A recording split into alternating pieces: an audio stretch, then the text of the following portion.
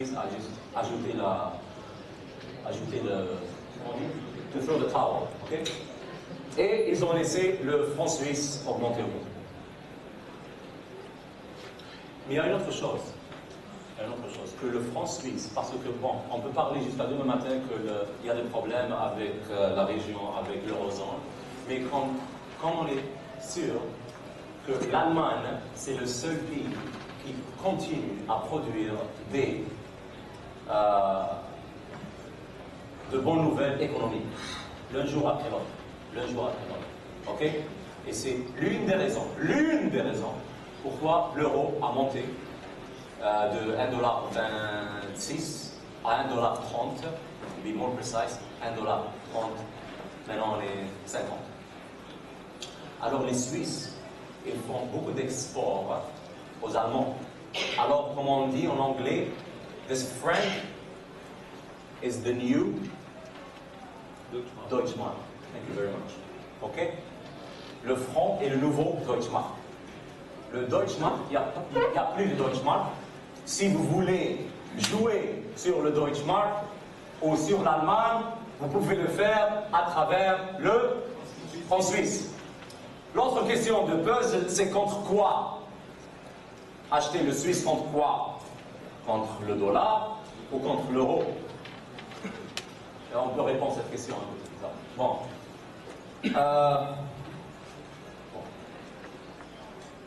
Le Canadien, il n'a pas très bien fait, il était très mauvais, mais dans l'histoire de derniers 3 mois, ok, 2 mois et 20 jours, parce que le trimestre va bientôt terminer, il reste 2 semaines, ok? Mais c'est pas très précis de dire que le Canadien est mauvais parce que le Canadien a changé un peu. Oh, d'accord, la caméra elle est là, d'accord, je vais saisir de bouger. Oui, parce que ça c'est pas très automatique, alors il faut que je bouge. Month to date, à partir de septembre, du 1er septembre, regardez, il est où le Canadien? L'Australien encore, still on top. Bon, il y a quelque chose de très important là. Regardez, bon, encore une fois, le dollar de la Nouvelle-Zélande et le franc de la Suède et le Canadien et le Noki, 1, 2, 3, 4, 5, les 5 monnaies en top, ce sont les producteurs des matières premières. Mais, comme j'ai dit dans mon stand, le numéro de notre stand, il est où? Enrique? Le numéro. C'est CMC. C'est D5, merci. J'ai écrit ce livre-là en 2007 et j'ai une catégorie, une section sur les monnaies et les matières premières. J'ai écrit ça en 2007 et j'ai catégorisé quelle matière première et quelle monnaie.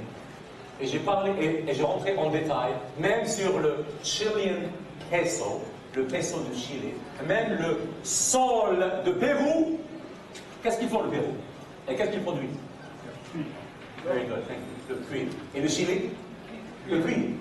Et l'Australie? Et le cuir. Mais il y a quelque chose d'autre que l'Australie produit. Et non, bon, le cuir, l'or, c'est plutôt la même chose. Il y a quelque chose d'autre que l'Australie. Le quoi? L'uranium. Oui. Je répète. Bon, qui est-ce qui a dit 8? Qui est-ce qui a dit 8?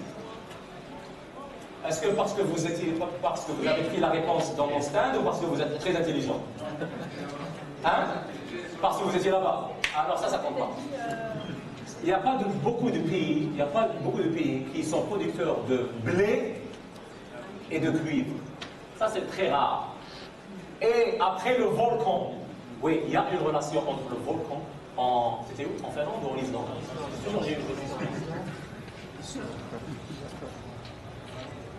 Quelqu'un m'a dit, c'était un stratégiste chinois, très intelligent, que je respecte.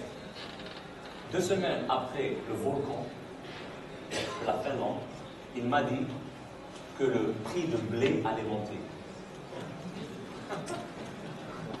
Je ne suis pas venu de Londres ici pour vous raconter des choses très